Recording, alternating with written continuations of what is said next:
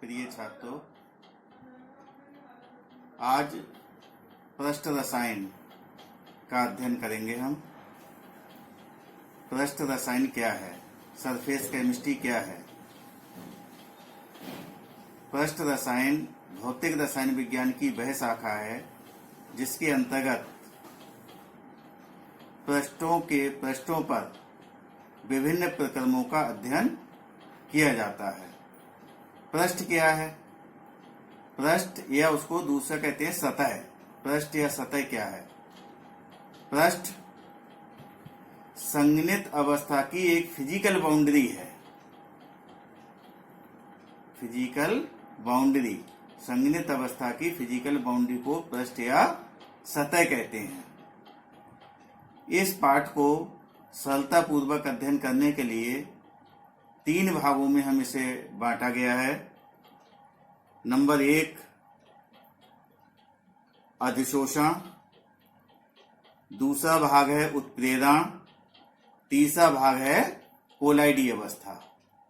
तो इसे 3 भागों में इसका अध्ययन करेंगे। इस चैप्टर का पहला भाग है अधिशोषण।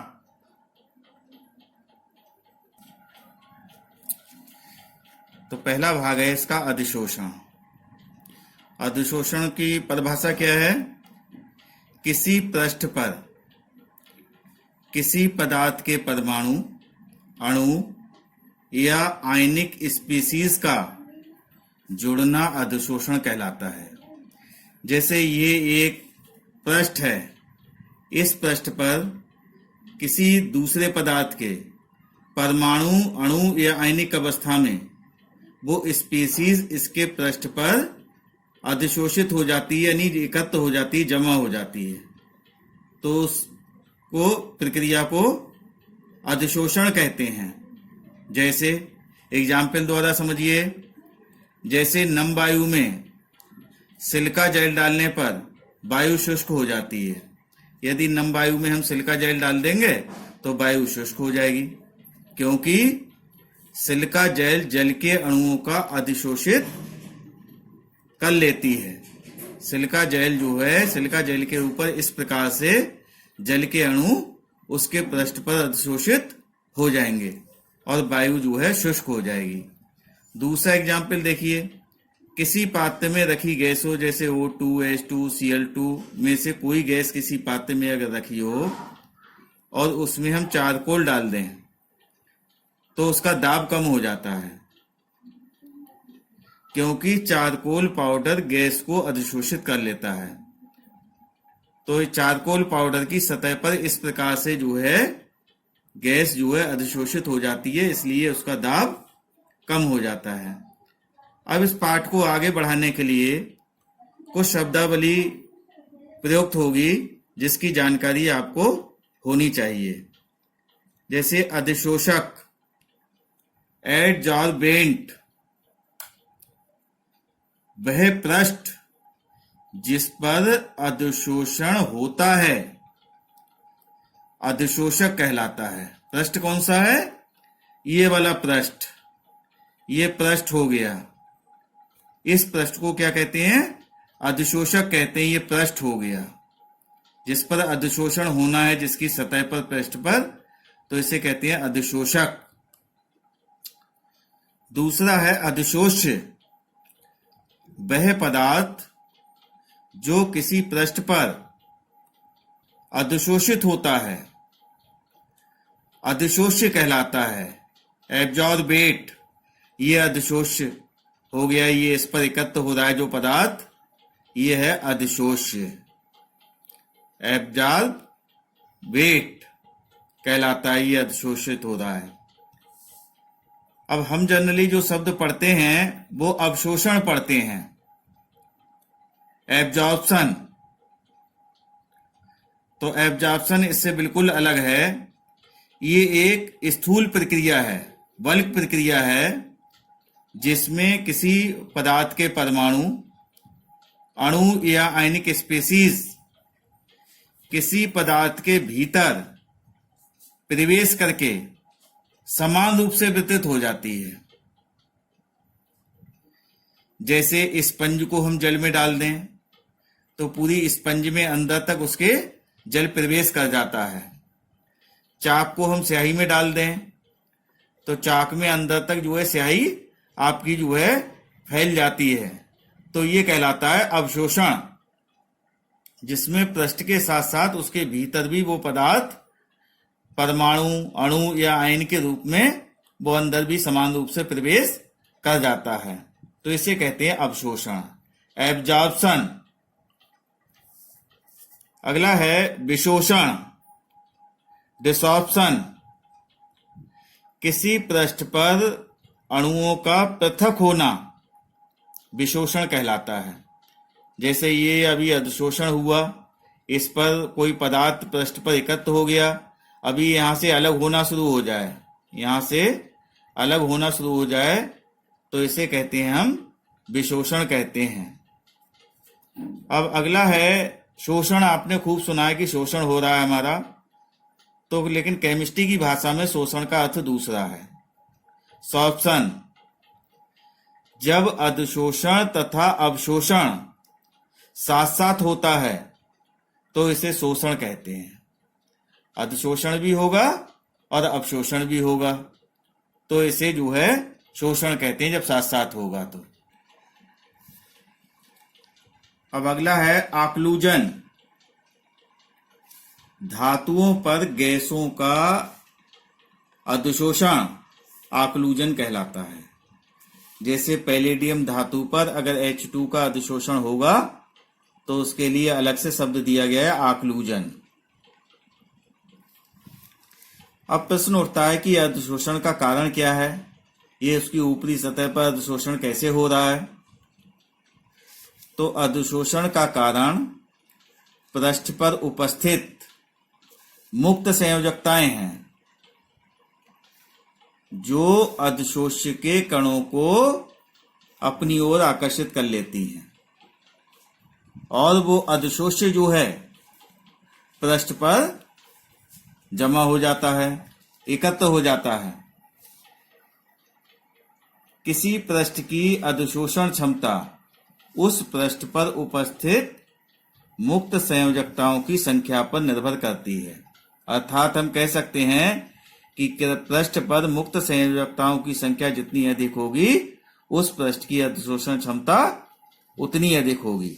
जैसे इसके लिए इस प्रकार से समझ सकते हैं, ये देखिए, ये कोई पृष्ठ है जिसमें निकेल हो सकता है, कोई और धातु हो सकती है, तो ये पृष्ठ हमने शो करा है, ये इसमें परमाणु परस्पर जुड़े हुए हैं। अब ये देखिए, ये मुक्त संयोजकताएं इसके किनारों पे होंगी, इसके पृष्ठ की ऊपरी सतह पर होंगी, कोनों पे होंगी। ये कोना है, ये दो मुक्त संयोजकताएं हो गई।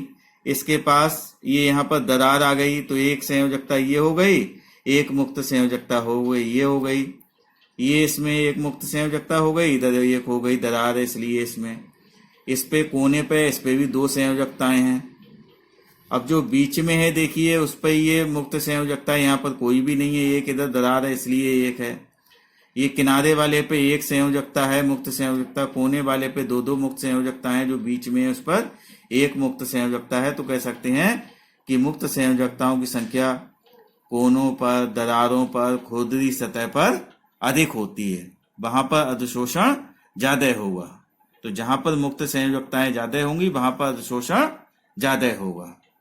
तो अधिशोषण का कारण है कि जिस पृष्ठ की सतह पर मुक्त संयोजकताएं होंगी वो सतह जो है किसी पदार्थ का भी अधिशोषण करेगी। अधिशोषण दो प्रकार का होता है। पहला है भौतिक अधिशोषण। जब अधिशोष्य पदार्थ अधिशोषक यानी पृष्ठ पर दुर्बल वान डेर वाल्स बल द्वारा जुड़ा होता है तो इसे भौतिक अधिशोषण कहते हैं। जब पृष्ठ पर अधिशोष्य पदार्थ दुर्बल वान डेर वाल्स बल द्वारा जुड़ेगा तो इस प्रकार के अधिशोषण को कहते हैं भौतिक अधिशोषण। ये अधिशोषण उत्क्रमणीय होता है, यानी पदार्थ उस पर अधिशोषित हो जाएगा और वो उससे अलग भी हो जाएगा। ये कम ताप पर अधिक होता है, और जैसे ही जैसे ताप बढ़ेगा तो इसका जो है अधिशोषण कम, भौतिक अधिशोषण कम होता चला जाएगा। मुख्यतः ठोसों पर जो गैसों का अधिशोषण होता है वो भौतिक अधिशोषण द्वारा ही होता है। दूसरा है रासायनिक अधिशोषण। जब अधिशोष्य पदार्थ, अधिशोषक का मतलब क्या है, पृष्ठ पर प्रबल रासायनिक बंधों द्वारा जुड़ा होता है तो इसे रासायनिक अधिशोषण कहते हैं। ये अधिशोषण अनुत्क्रमणीय होता है, अर्थात एक बार अगर पदार्थ पृष्ठ पर अधिशोषित हो गया तो वो दोबारा उसका विशोषण नहीं होगा, यानी वो पृष्ठ से अलग नहीं होगा, और ये एक निश्चित ताप पर सबसे अधिक होता है। उससे अधिक ताप पर ये घटता चला जाता है, कम होता चला जाता है ये। अब देखिए ठोस पृष्ठों पर गैसों का अधिशोषण कैसे होता है और किन कारकों का उन पर क्या क्या प्रभाव पड़ता है। सभी गैसें ठोस पृष्ठों पर अधिशोषित होती हैं तथा अधिशोषण की मात्रा निम्न कारकों पर निर्भर करती है। कौन कौन से कारक हैं? पहला है अधिशोष्य की प्रकृति। अधिशोष्य क्या है? जो पदार्थ पृष्ठ पर एकत्र होता है, पीछे आपने पढ़ा था, वो है अधिशोष्य। जो गैसें आसानी से द्रवित हो जाती हैं उनका अधिशोषण अधिक होता है, जैसे HCl, CO2, NH3, SO2 आदि। कुछ गैसें ऐसी हैं जो आसानी से द्रवित नहीं होती हैं, जैसे H2, O2, N2, उनका अधिशोषण कम होगा। दूसरा है अधिशोषण की प्रकृति। अधिशोषक की प्रकृति, वह पृष्ठ जिस पर मुक्त संयोजकताएं अधिक होती हैं उनकी अधिशोषण की क्षमता अधिक होती है। इस पर हमने पीछे भी चर्चा की थी। मुक्त संयोजकताएं कहाँ पर ज्यादा होती हैं? मुक्त संयोजकताएं कोनों पे ज्यादा होती हैं, किनारों पे ज्यादा होती हैं, दरारों पे ज्यादा होती हैं। यदि उसकी पृष्ठ रफ होगा, खुरदरी सतह होगी, तो उस पर मुक्त संयोजकताएं ज्यादा होंगी और उस पृष्ठ की अधिशोषण क्षमता अधिक होगी। तीसरा है अधिशोषण का पृष्ठ क्षेत्रफल। पृष्ठ के क्षेत्रफल में वृद्धि होने पर अधिशोषण की क्षमता बढ़ जाती है, क्योंकि मुक्त संयोजकताओं की संख्या बढ़ जाती है। पृष्ठ का क्षेत्रफल जितना ज्यादा होगा उतनी मुक्त संयोजकताओं की संख्या ज्यादा होगी। मुक्त संयोजकताओं की संख्या ज्यादा होगी तो अधिशोषण की क्षमता भी ज्यादा होगी। चौथा पॉइंट है ताप। भौतिक अधिशोषण की मात्रा ताप बढ़ाने पर घटती है, अर्थात भौतिक अधिशोषण निम्न ताप पर अधिक होता है। ताप कम होगा तो भौतिक अधिशोषण ज्यादा होगा, और ताप बढ़ाएंगे तो भौतिक अधिशोषण का मान कम हो जाएगा। जबकि रासायनिक अधिशोषण की मात्रा एक निश्चित ताप पर तो अधिक होती है, लेकिन अगर जैसे जैसे हम ताप बढ़ाएंगे तो रासायनिक अधिशोषण की मात्रा भी कम होती चली जाएगी। पांचवा पॉइंट है दाब। दाब बढ़ाने पर अधिशोषण की मात्रा बढ़ती है। ये थे ठोस पृष्ठों पर गैसों का अधिशोषण और उन पर प्रभाव डालने वाले कारक। अब है अधिशोषण के अनुप्रयोग। क्या क्या काम में आता है ये अधिशोषण, हम क्यों पढ़ रहे हैं इसके लिए। गैस मास्क के निर्माण में, गैस मास्क में उपस्थित जो सक्रिय चारकोल होता है वो हानिकारक गैसों को अधिशोषित कर लेता है। जो हमारे लिए हानिकारक गैसें हैं हमारे लिए, उनका जो है वो सक्रिय चारकोल जो है अधिशोषित हो जाता है, अर्थात हानिकारक गैसें सक्रिय चारकोल पर अधिशोषित हो जाती हैं। व्यंजन प्रक्रम में गन्ने से जब हम शर्करा बनाते हैं तो गन्ने का रंग हल्का पीला हरा टाइप का होता है, लेकिन चीनी आप खाते हो, चीनी देखते होगे वो रंगहीन है, उसके कलर नहीं है, ना हरा रंग है ना पीला रंग है।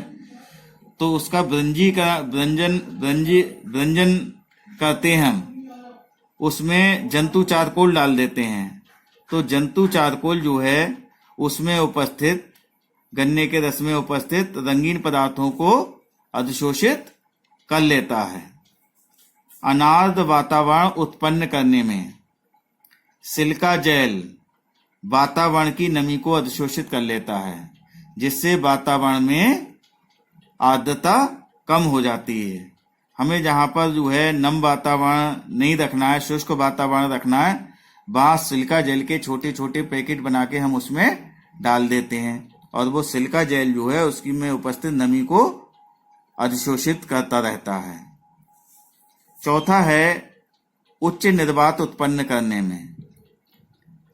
जब किसी रिक्त बर्तन में अधिशोषक डाल दिया जाता है तो उच्च निर्वात उत्पन्न हो जाता है, क्योंकि वो अधिशोषक क्या करता है, उसके अंदर की जो जलवाष्प है उसको अधिशोषित कर लेता है और वो जो है उसके अंदर जो वायु होती है उसको भी अधिशोषित कर लेता है और निर्वात उत्पन्न हो जाता है। वर्ण लेखन, जब हम मिश्रण विलयनों का मिश्रण है उसको हम पृथक करते हैं तो इस अधिशोषण विधि को उपयोग में लाते हैं, क्योंकि विभिन्न पदार्थ अलग अलग विलायक में उनकी अधिशोषण क्षमता अलग अलग होती है। तो इस विधि का प्रयोग करके हम मिश्रण से विलयनों को अलग अलग कर लेते हैं। ये छात्रों, हम चैप्टर का फर्स्ट पार्ट आज हमने इसका कंप्लीट किया है, पृष्ठ रसायन का। आप अपनी कॉपी पे नोट्स बनाते रहिए। अंत में जब विद्यालय खुलेगा तो आपकी कॉपी चेक होंगी और जो होमवर्क दिया जा रहा है उसको भी आप पूरा करिए। कल मैंने 4 संख्यात्मक क्वेश्चन दिए थे। मैं आशा करता हूं कि वो चारों संख्यात्मक क्वेश्चन आपने निकाल लिए होंगे। यदि कहीं आपको प्रॉब्लम आती है तो 1 बजे से 2 बजे का समय प्रॉब्लम आपके सुनने का समय है। तो उस समय आप 1 से 2 के बीच में अपनी प्रॉब्लम पूछ सकते हैं। कोई समस्या अगर आ रही है इसमें तो वो समस्या आपकी दूर की जाएगी।